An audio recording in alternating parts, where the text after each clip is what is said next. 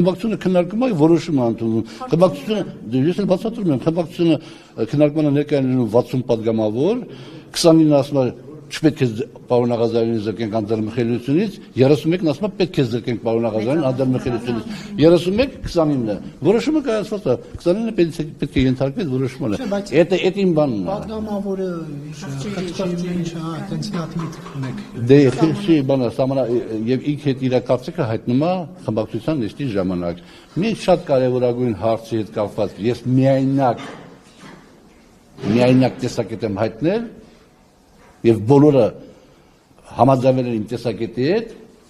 եւ այդ որոշումը կայացվել է եւ այդ որոշումը շատ կարևոր մարդու ոչ չի կարող ասել բեկանի սրտով չի եղել դա չեմ ասի իսկ պարոն Աղազարյան դուք անձամբ քվեարկությանը կմասնակցեք Ո՞վ ինչ կողմ կքվեարկեք փոխելապակաշան Պարոն Աղազարյան դուք գուցե ուզենաք որ ճշմարտությունը բարձվի Ես գիտեմ ճշմարտությունը իմ համար բարձր բան չէ իհարկե